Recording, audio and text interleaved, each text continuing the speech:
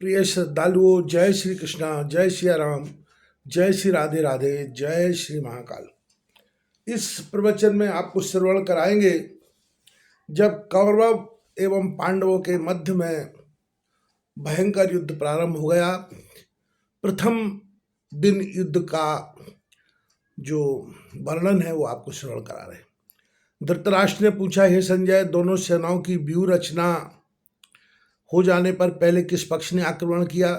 संजय ने कहा, कुरुराज दुर्योधन की आज्ञा पाकर दुशासन भीष्म को आगे करके पांडवों की सेना पर टूट पड़े और इधर पांडव भी भीम के नेतृत्व में आगे बढ़े। दोनों सेनाओं में घमासान युद्ध होने लगा। भीमसेन की विकट गर्जना के मारे कौरवों की सेना के हाथी घोड़े मलमूत्र त्यागने लगे। भीमसेन बड़े असह्य वेग से कौरव सेना पर टूट पड़े, पर यह देखकर आपके पुत्रों ने अपने तीक्ष्ण बाणों से भीमसेन को ढक दिया। दुर्योधन अपने साथ दुर्मुख, दुष्यय, शल, दुशासन, दुर्मर्षण आदि को लेकर बड़े वेग से आगे बढ़े। यह देखकर पांडवों की ओर से द्रौपदी के पुत्र अभिमन्यु, नकुल, सहदेव और धृष्टद्युम्न इनके सामने आए और भीषण बाण वर्षा करने लगे, लेकिन दोनों ओर के योद्धाओं में से कोई पीछे ना हटा। शांतनु नंदन भीष्म अपना धनुष बाण लेकर अर्जुन के सम्मुख जा पहुंचे। अर्जुन भी गांडीव लेकर धनुष पर टूट पड़े। दोनों महावीर एक दूसरे को पराजित करने की इच्छा से युद्ध करने लगे, परंतु एक दूसरे को कोई भी तिल भर न हटा सका। कृतवर्मा में परस्पर बड़ा रोमांचकारी युद्ध होने लगा। इधर कौशलराज बृहदल्य, अभिमन्यु, भीमसेन से दुर्योधन, दुशासन से नकुल और दुर्मुख से सहदेव युद्ध करने लगे। इस प्रकार एक पक्ष का दूसरे पक्ष के उपयुक्त योद्धा के साथ तुमुल युद्ध हुआ, लेकिन दोनों ओर की व्यूह रचना जैसी की तैसी बनी रही। दोपहर तक ऐसा ही समान युद्ध होता रहा। दोनों ओर की बहुत सी सेना कट गई, लेकिन दोनों पक्षों में से कोई आगे ना बढ़ सका। युद्ध को वर्तमान गति में परिवर्तित करने के लिए प्रधान सेना नायक महावीर भीष्म ने एक कौशल रचा। पांडव के व्यूह के ऐसे स्थान को ढूंढ निकाला जिसके रक्षक निर्बल थे, वहां व्यूह में प्रवेश करने में सरलता थी। अतः कृपाचार्य, शल्य और कृतवर्मा को साथ लेकर व्यूह के उस भाग पर बड़े वेग से आक्रमण किया। उस समय वहां के रक्षक अकेले अभिमन्यु के सिवाय और कोई नहीं था, लेकिन अभिमन्यु वीर पिता का पुत्र था। निर्भय होकर साहस के साथ उसने इन महारथियों का सामना किया और आते ही कृतवर्मा और शल्य को अपने तीक्ष्ण बाणों से बेट डाला और भीष्म ने बड़ा प्रबल आक्रमण किया, लेकिन कृपाचार्य ने बीच में ही अपने अस्त्र शस्त्रों के द्वारा अभिमन्यु की गति को शिथिल कर दिया। तब अभिमन्यु ने भी अपने पैने बाणों से कृपाचार्य को सोने का धनुष काट दिया। यह देखकर भीष्म को बड़ा क्रोध आया और उन्होंने अभिमन्यु के रथ की ध्वजा को काट गिराया। उसके रथ घोड़े व सारथी को भी घायल कर दिया और 3 बाण मारकर अभिमन्यु को भी घायल कर दिया। लेकिन वीर बालक अपने स्थान पर से टस से मस नहीं हुआ। भीष्म के सैनिकों ने अभिमन्यु को चारों ओर से घेर लिया, लेकिन वह अकेला ही सबका सामना करता रहा। अभिमन्यु ने अपनी अजस्ट बाण वर्षा से सारे सैनिकों को विचलित कर दिया और स्वयं भीष्म को भी बड़ी पीड़ा पहुंचाई। यहाँ तक कि अवसर मिलने पर भीष्म के रथ की लंबी ताल ध्वजा को भी काट कर गिरा दिया। सेना नायक के रथ की ध्वजा को काटते ही कौरवों की सेना में हाहाकार मच गया और पांडव सेना में हर्ष छा गया। इसी अवसर में भीमसेन ने उत्तर आदि 10 महारथियों को साथ लाकर अभिमन्यु की सहायता की और भीष्म के आक्रमण को व्यर्थ कर दिया। अपार चेष्टा करने पर भी भीष्म व्यूह में प्रवेश न कर सके। उस समय विराट कुमार उत्तर एक विशालकाय हाथी पर बैठकर युद्ध कर रहे थे। उन्होंने बड़े वेग से अपना हाथी सेनापति शल्य की ओर बढ़ाया। शल्य ने हाथी को अपनी ओर आया हुआ देखकर बाणों द्वारा उसका वेग रोक दिया। बाणों की मार से हाथी क्रोधित हो उठा। उसने झपटकर शल्य के रथ को तोड़ दिया और अपने पैरों से घोड़ों को भी कुचल डाला, लेकिन शल्य अपने टूटे हुए रथ में ही बैठे रहे और वहीं से उन्होंने कराल शक्ति उत्तर पर छोड़ी। उससे उत्तर का कवच फट गया और शक्ति उनके हृदय में प्रवेश कर गई। वह अचेत होकर हाथी से नीचे गिर पड़े। शल्य ने अपनी तलवार से हाथी की सूंड काट डाली। इससे वह चीत्कार करता हुआ मर गया। शल्य अवसर पाकर कृतवर्मा के रथ पर बैठ गए। उत्तर के भाई भी वही युद्ध कर रहे थे। उन्होंने उत्तर को मरा हुआ देखकर अपने विशाल धनुष से आक्रमण किया। शल्य को मृत्यु मुख में देखकर कौरवों के 7 महारथियों ने श्वेत को रोका और उन पर बाणों की वर्षा करने लगे। श्वेत ने भी 7 बाण मारकर 7 महारथियों के धनुष काट डाले। श्वेत ने भी उस समय ऐसा भयंकर युद्ध किया कि स्वयं भीष्म को उन 7 महारथियों की रक्षा के लिए आना पड़ा। लेकिन श्वेत ने भीष्म का भी मुंह फेर दिया। उसी समय दुर्योधन ने भीष्म को सहायता पहुंचाई। उधर कैकेयी राजकुमार धृष्टकेतु और अभिमन्यु भी श्वेत की रक्षा के लिए आगे बढ़े, लेकिन द्रोण और कृपाचार्य ने उन्हें रोक दिया और आगे बढ़कर अपने धनुष पर एक मृत्यु के समान बाण चढ़ाकर उसे ब्रह्मास्त्र से अभिमंत्रित करके श्वेत के ऊपर छोड़ा। बाण श्वेत के कवच को तोड़कर छाती में घुस गया और फिर विद्युत के समान चमककर पृथ्वी में घुस गया। श्वेत को गिरते देखकर पांडवों को बड़ा दुख हुआ और कौरव बड़े प्रसन्न हुए।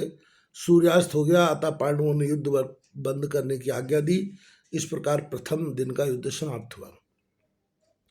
प्रथम दिन के युद्ध का परिणाम देखकर महाराज युधिष्ठिर बड़े चिंतित हुए और उसी समय पांडवों और सेनापतियों को साथ लेकर भगवान कृष्ण के पास गए और निराश भरे शब्दों में कहने लगे, वासुदेव, यदि पितामह भीष्म 2-4 दिन और युद्ध करते रहे तो इस थोड़े से समय में ही हमारी सेना समाप्त हो जाएगी। इंद्र, वरुण, कुबेर आदि को पराजित किया जा सकता है, किंतु हाथ में धनुष धारण किए हुए भीष्म को जीतना असंभव है। हमारी सेना के महापराक्रमी वीर युद्ध में भीष्म के द्वारा घायल हुए हैं। ऐसी दशा में मैं अपने इन मित्र और संबंधियों को जानबूझकर मरने न दूंगा। मुझे ऐसा राज्य नहीं चाहिए, इससे तो वन में जाकर तपस्या करना कल्याणकारी है। हे अंतर्यामी, हमें वह युक्ति समझाई जिससे हमारा भला हो। तब श्री कृष्ण जी ने अति उत्साहवर्धक और आनंदप्रद शब्दों में कहा, हे अजात शत्रु, आप इतने उद्विग्न क्यों होते हैं? जगत प्रसिद्ध धनुर्धर अर्जुन, अपनी गदा से देवताओं को भी जीतने वाले भीम, मैं स्वयं और सात्विकी तुम्हारे रक्षक है। यशस्वी महावीर धृष्टद्युम्न आपके प्रधान सेनापति है और महावीर शिखंडी के द्वारा तो भीष्म का संहार होना निश्चित है। इस प्रकार से भगवान श्री कृष्ण महाराज युधिष्ठिर को समझा रहे हैं। तत्पश्चात सेनापति धृष्टद्युम्न ने महाराज युधिष्ठिर को सांत्वना देते हुए कहा, धर्मराज, आप निश्चिंत रहिए। भगवान शंकर के वरदान के प्रताप से गुरु द्रोणाचार्य का निधन हमारे यहाँ से होगा। उसके सिवाय आज मैं कृपाचार्य, शाल्य, जयद्रथ आदि वीरों से भयानक युद्ध करूँगा। कृष्ण और धृष्टद्युम्न की उत्कर्षदायक बातों ने युधिष्ठिर को संतोष दिया। दूसरे दिन धृष्टद्युम्न की सहायता से पांडवों ने क्रौंचा रूढ़ नामक व्यूह का निर्माण किया। अर्जुन उसके अग्रभाग में खड़े हुए और पीछे विशालकाय गजराजों की पंक्तियां लगी हुई थीं। समस्त सेनापति व अन्य योद्धा स्थान की रक्षा पर नियत किए गए। इस प्रकार इस महाव्यूह की रचना करके पांडव सूर्योदय की प्रतीक्षा करने लगे। सूर्योदय होने पर दुर्योधन ने पांडवों के उस व्यूह को देखकर भीष्म, द्रोण आदि की सहायता से एक महान व्यूह की रचना की और सब सेनापतियों को यथास्थान उसकी रक्षा के लिए नियुक्त कर दिया।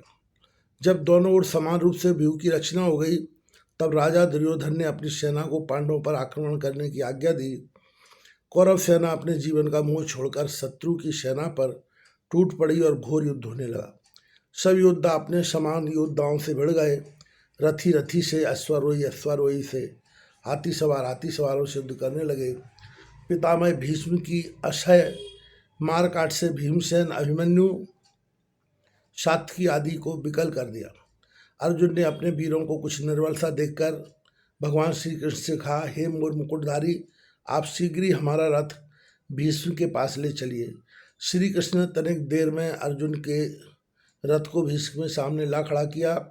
तब भीष्म ने 77 बाण मारकर उसे बीट डाला। अन्य सेनापतियों ने अर्जुन के बहुत से बाण मारे, लेकिन अर्जुन अपनी जगह से नहीं हटे और निरंतर बाण बरसाते रहे। इसी समय भीमसेन, अभिमन्यु, सात्विकी आदि अर्जुन की सहायता के लिए आ गए। भीष्म ने 80 बाण तान कर अर्जुन को विकल कर दिया। अर्जुन को विकल देखकर कौरवों के सैनिक हर्ष से चिल्लाने लगे। महावीर अर्जुन अवसर पाकर शत्रु के बीच में घुस गए और प्रधान प्रधान सेनापतियों को बाणों का निशाना बनाने लगे। अर्जुन की बाण वर्षा से कौरव सेना का अति वेग से विध्वंस होने लगा।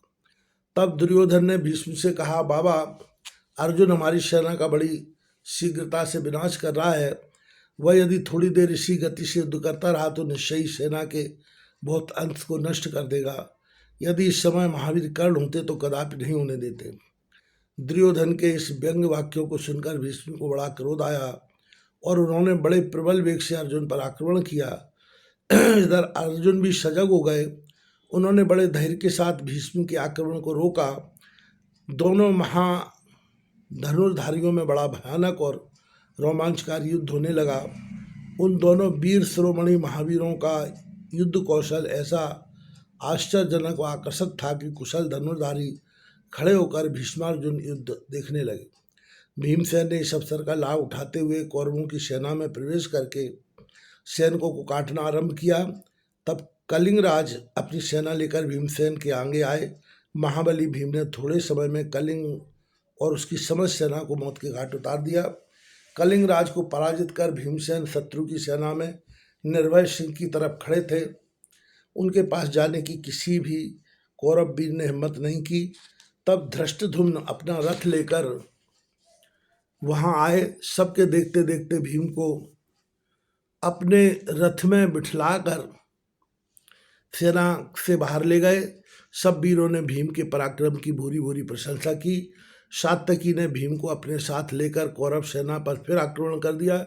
इस प्रकार युद्ध होते होते अपराह्न से अधिक समय हो गया। पांडवों के बहुत से रथ, हाथी, घोड़े और सैनिक नष्ट हो गए। तब द्रुपद कुमार धृष्टद्युम्न ने अश्वत्थामा, शल्य और कृपाचार्य से अकेले ही युद्ध प्रारंभ कर दिया। धृष्टद्युम्न ने थोड़ी देर में ही अश्वत्थामा को विरत कर दिया तो अश्वत्थामा शल्य के रथ पर बैठकर युद्ध करने लगे।